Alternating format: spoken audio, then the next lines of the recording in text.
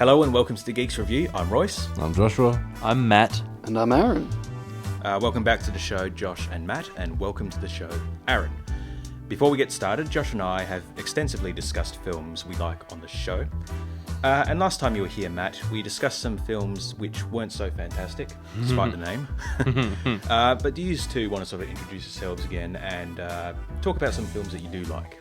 Yeah, sure. Well, I'm Matt. I am a musician and an actor, so I love musicals. But generally they don't really translate from stage to screen. There's very few successful movie musicals in my opinion, but other than like movie musicals, I just really love, I love science fiction. I love my Star Trek and Star Wars, and I love my Doctor Who, but I'm also keen for a bit of a rom-com every now and then.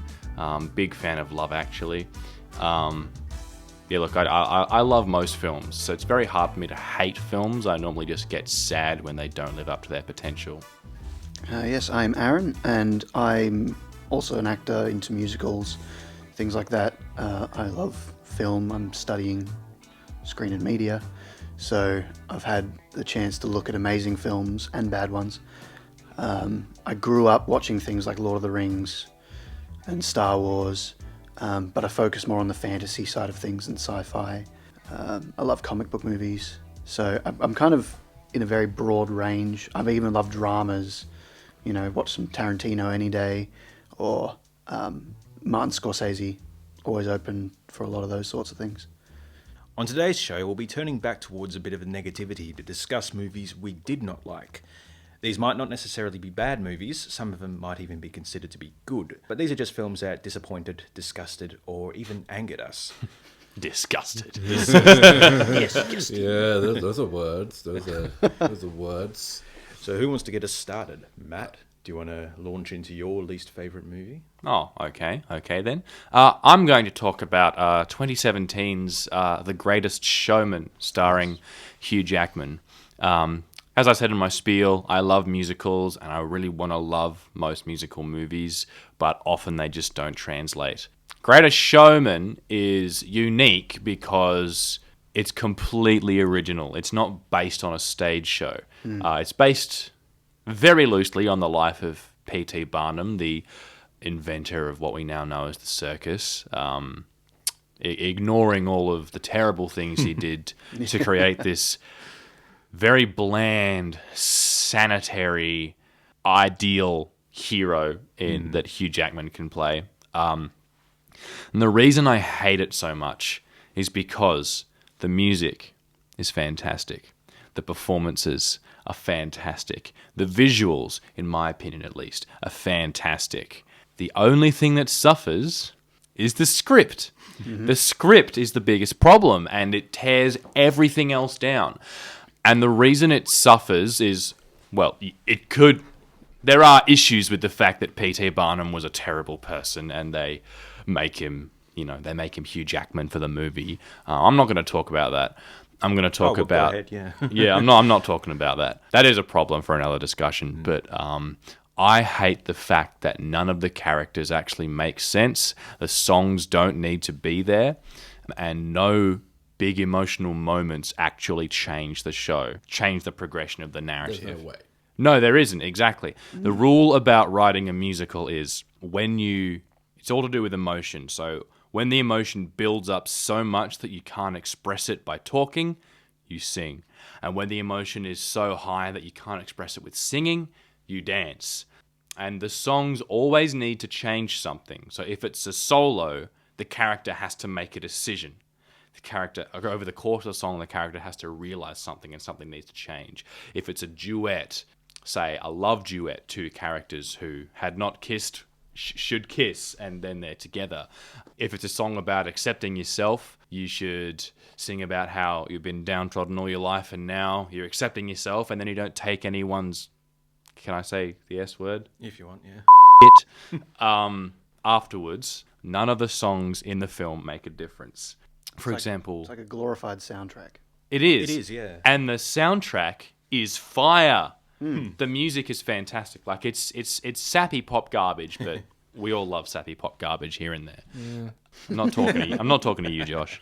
So, for example, the song that upsets me perhaps the most is the Bearded Ladies song. Oh, This Is Me? This Is Me, that one. So it comes at a point in the movie where P.T. Barnum's freaks, the bearded lady, the conjoined twins who don't speak for some reason, and the beautiful woman who is a trapeze artist who just happens to be black, therefore she's a freak. Oh, dear. They're all trying to get into this big party that P.T. Barnum's got into because of his circus, and they're like, hey, we deserve to be here. And he goes, no, you're going to embarrass me, and shuts the door on them. Terrible thing, but, terrible thing to do. It's Hugh Jackman, boys. Yeah, exactly. And okay, I'll get on to Barnum later. Yeah, he shuts the doors on them, and they're all like, oh no, oh, very sad. And then Keala Settle, who's playing the bearded lady, starts singing this bars of the song. It's like, I've learned to love the dark.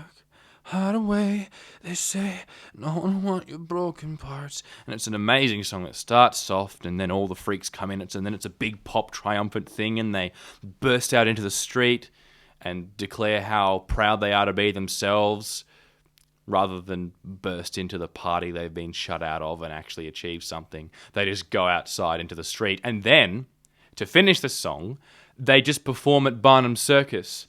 So they haven't shown him anything. And then after the song, they're not like striking against him. They still love him. They still work at his circus. They just let him shut the door on them, say, hey, you know what? I love myself. I don't care what anyone else thinks. And then they just keep doing what they were doing before. And it's really sad. Also, not every song can be a showstopper. Otherwise, the show never moves.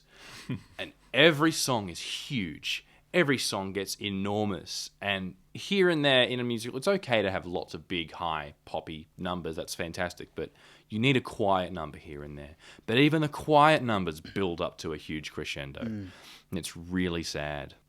The lesson that Barnum is supposed to learn is very muddy.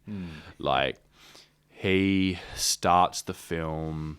you see him as a child. He's a poor shoe shiner who's in love with a rich girl. Or is he a tailor's son? He's a tailor's son.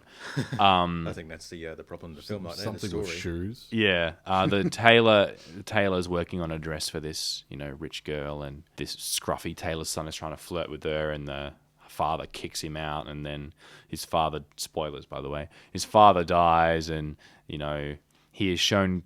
He's on the street, and he's only shown kindness by a woman with a facial deformity who never comes back. Yes. There's this big iconic shot of her giving him an apple, and that never comes back. He never mentions later in the film, I need a place for these downtrodden people to be themselves and be proud of themselves. He just sees it as a way to make money. Because he grows up, and eventually, somehow, it's actually not clear how, somehow he gets money, and... Yeah. He makes a metamorphosis from this 10-year-old kid into 50-year-old Hugh Jackman playing 25.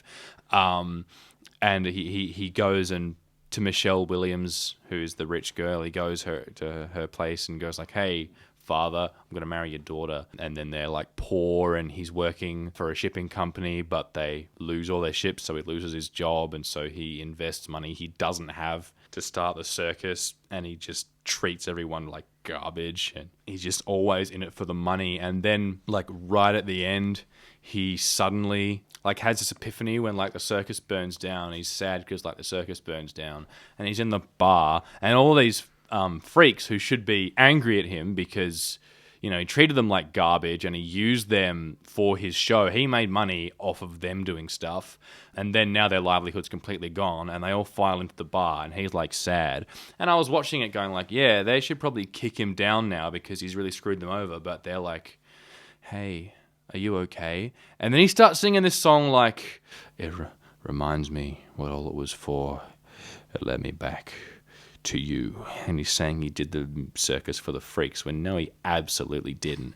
And then when the song builds up, because again every song has to be a showstopper, he's oh, I've got to go find my family and tell them. Oh yeah, his wife starts to leave him. He's oh, I've got to go tell my family I love them. And I'm going to admit I cried watching the movie, but that's just because the music was so good. Yeah. And I felt the emotion all from the music, and none of it was from the story. And the freaks are like, yay, we helped our abusive boss and we've lost all of our money forever, and he's gone to go tell his wife he loves her, and let's just dance in the bar and riff.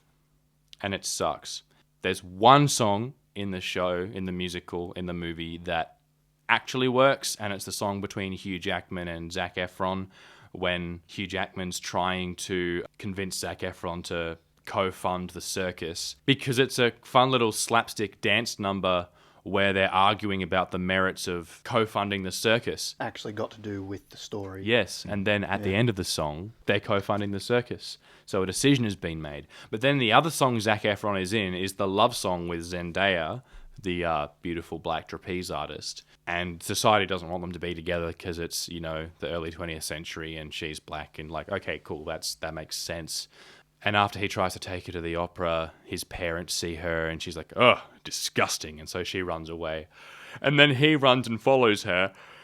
And they sing this beautiful song called Rewrite the Stars, and it's all talking about, oh, if only we could change the world so we could be together. And the song is building, and they're both doing trapeze stuff, and it's all beautiful and stunning. And then at the end, the last line of the song is, we're bound to break and my hands are tied. And it's like, why did you just do this big, beautiful number if you're not going to decide to be together despite everyone's prejudices? Make a decision when you do a big song. And then just at the end, they're just together.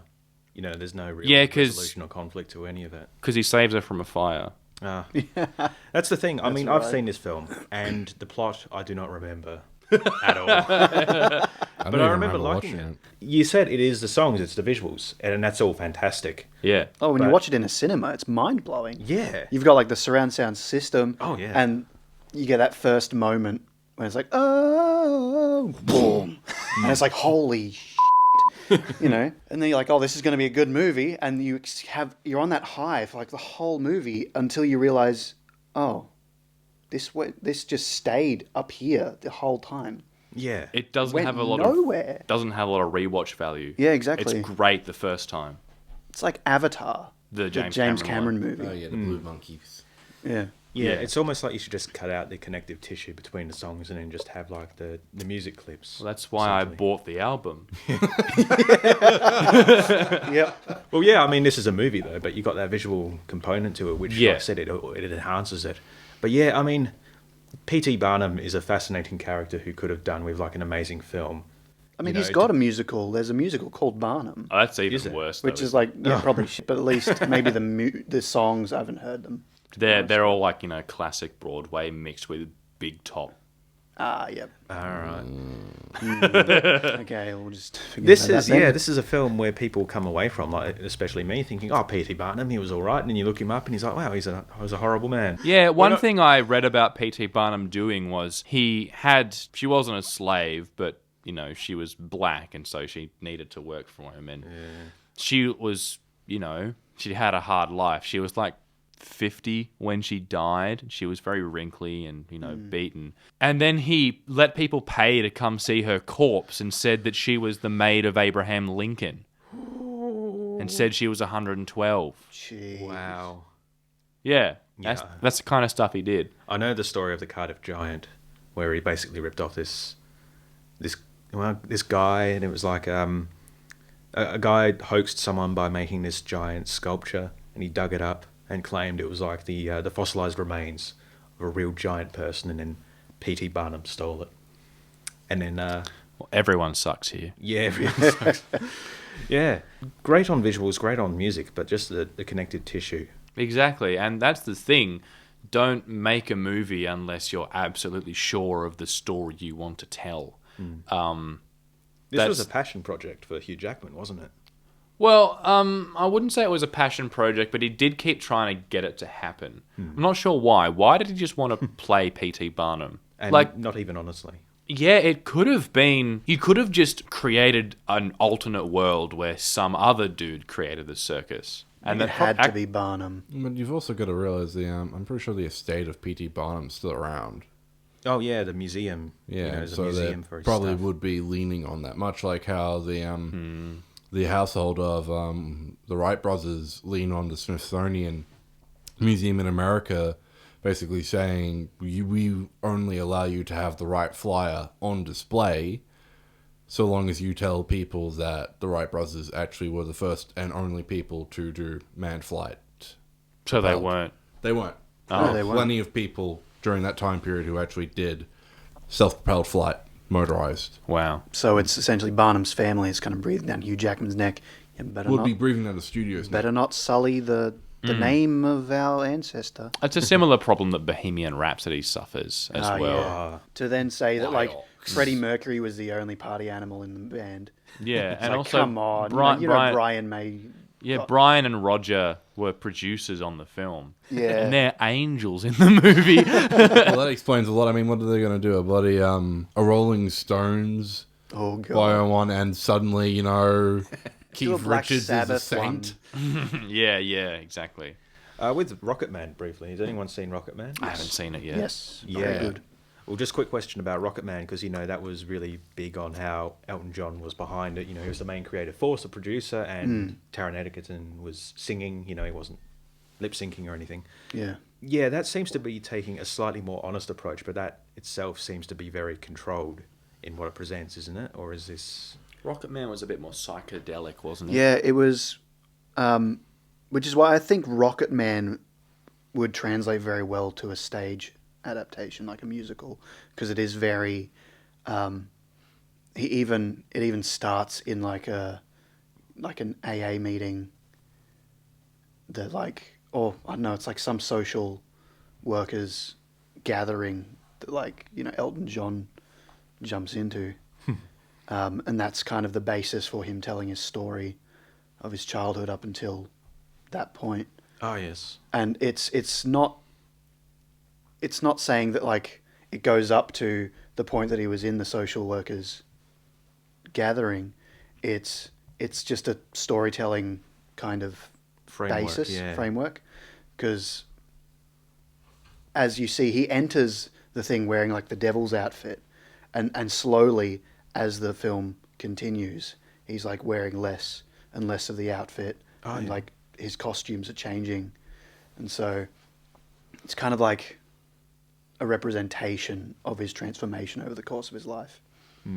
It's quite fascinating because he delved deeply into drugs and nearly killed himself multiple times, and it's very crazy. And it makes sense for a man who grew up as a rock and roll performer in the 70s, when he got brought into all the drugs and the partying. You're going to have a lot of psychedelic views on some of the performances. Totally. Like the alligator rock. Crocodile rock. Fuck. Alligator Rock. Alligator rock. In another universe. Crocodile rock. Seeing everyone's floating as he's playing the piano, and the directors even said, "Oh, we need to represent the feeling of that in the film, as opposed to just doing a live performance." Yeah, well, that's cool. Yeah. That's the way to do it.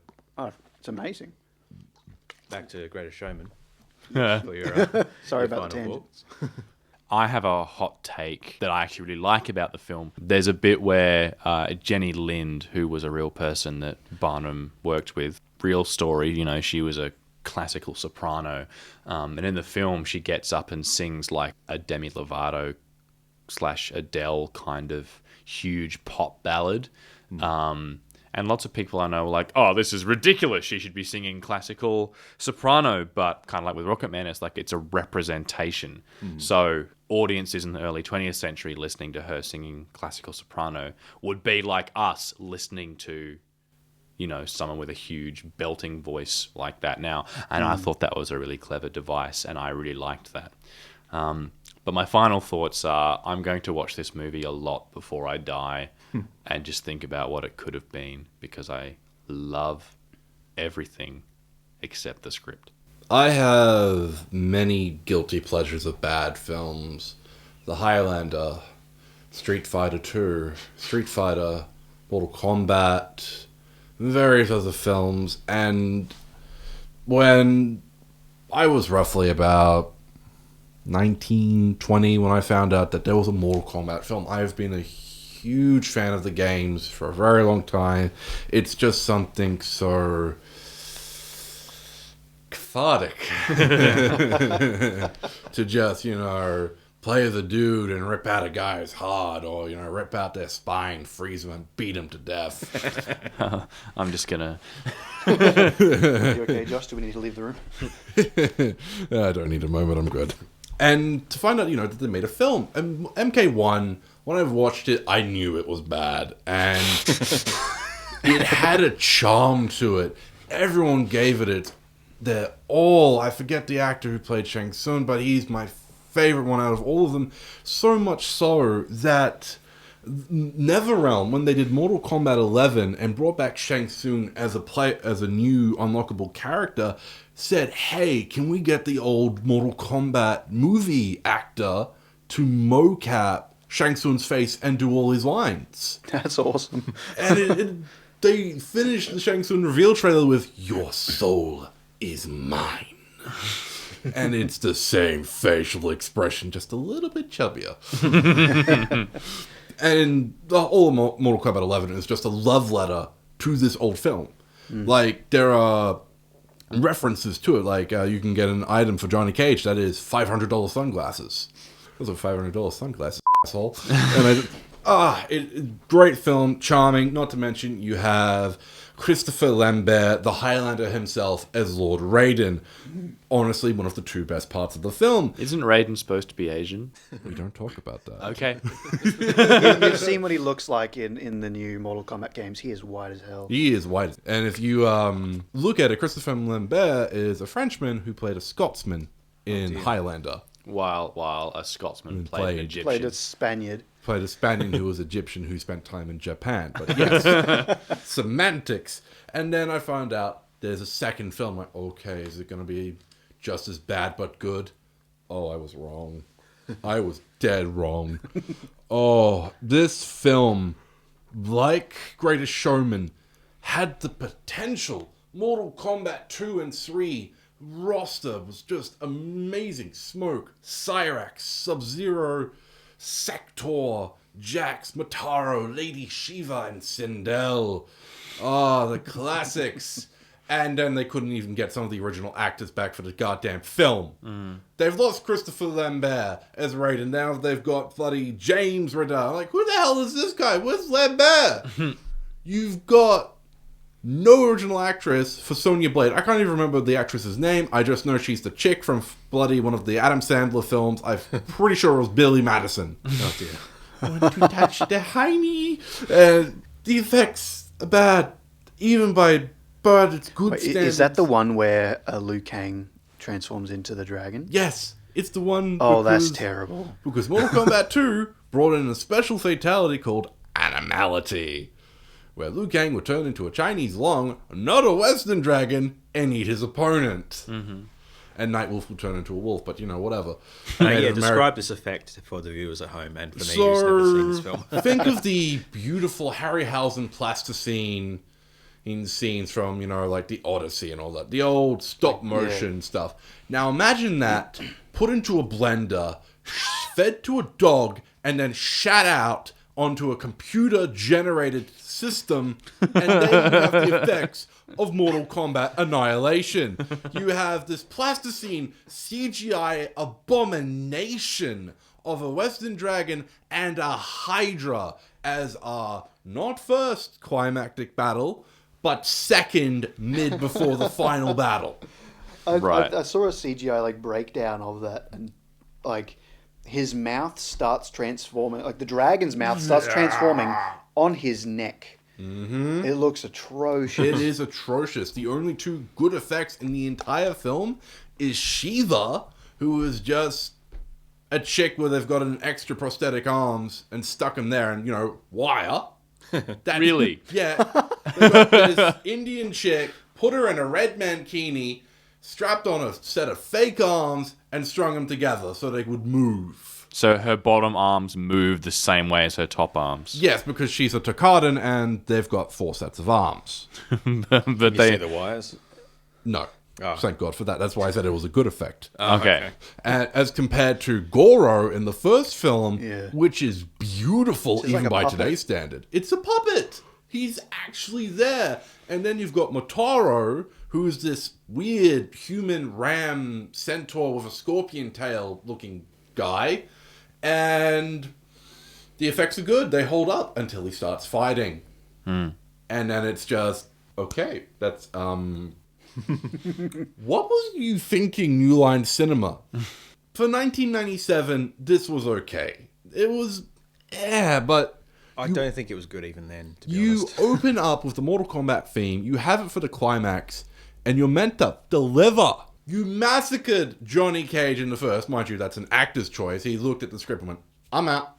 Who was it? The actor was... Sorry, I got the list in front of me. Chris Conrad. I don't know that guy. Yeah, he was in the first film. Great as Johnny Cage. And then he came back and was like, nope. Dead in the first 10 minutes. Oh. Dramatic scene of sunglasses falling. Well, that's probably the best shot we're going to have in the entire film. So they killed him off. They in the killed first off 10 minutes. Johnny goddamn Cage. They Oh, he's not massacred been my in- boy. He's not been in anything notable by the looks of it, this Chris Conrad dude. And The then... last thing he did was Mortal Kombat Annihilation. I'd hate to Perpetual see grace. that. That's sad.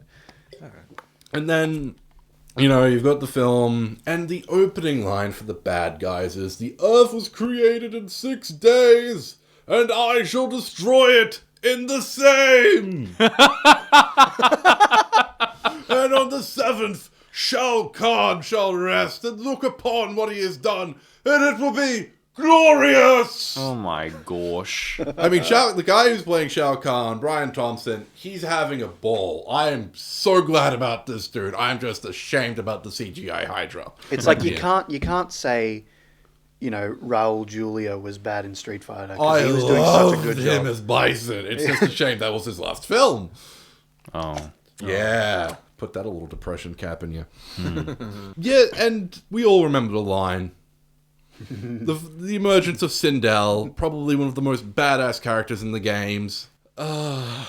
Mother, you're alive. Too bad, you will die.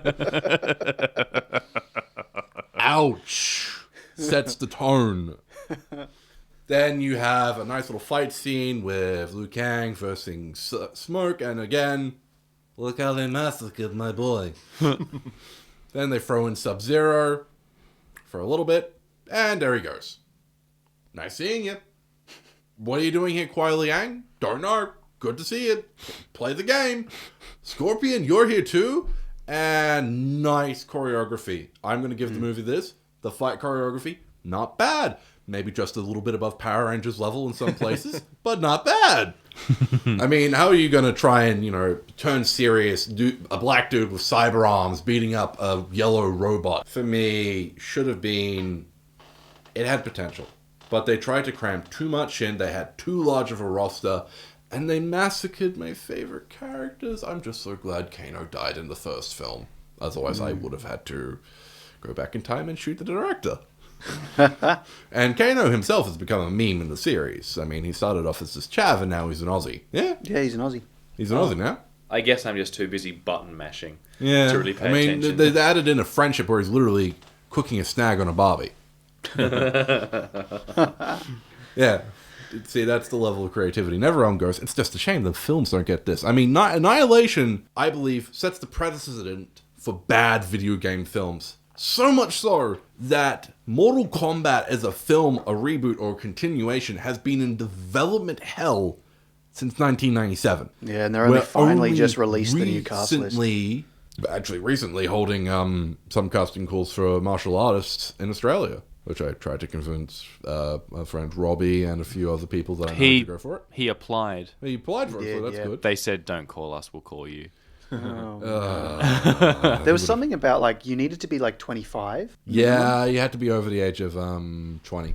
Oh, yeah. I wasn't sure. Oh, no, it was Bryce who was too young. Yeah. To apply Oh, for they it. just didn't want Rob.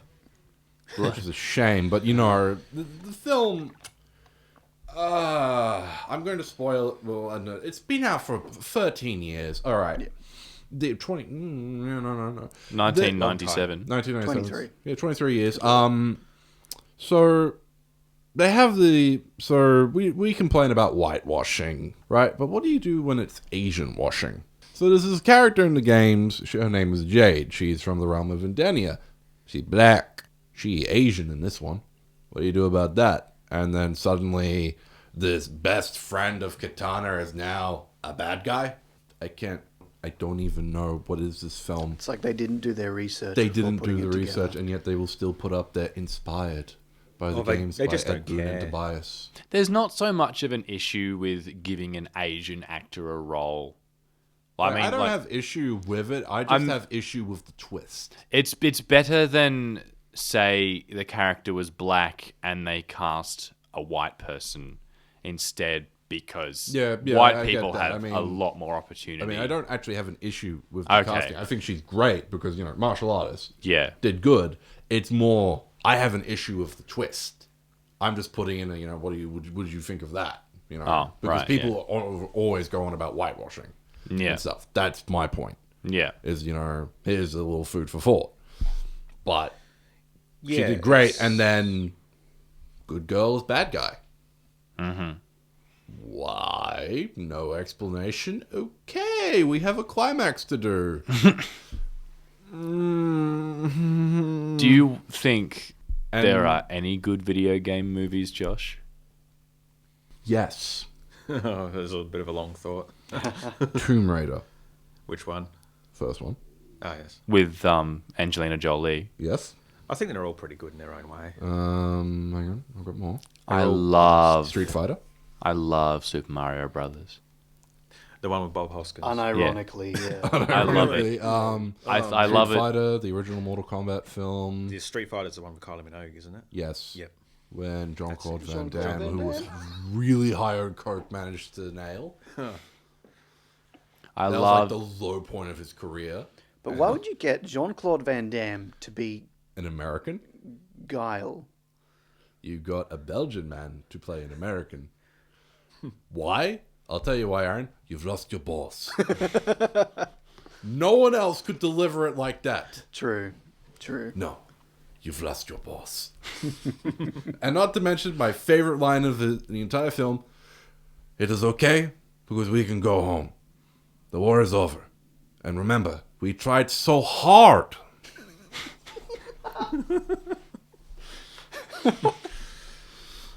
Oh, dear. That is why you get a Belgian to play an American. Of course. Any final thoughts? I would not wish this upon my most mortal of enemies. This film is one of those films that you will find in the 9 circles of hell.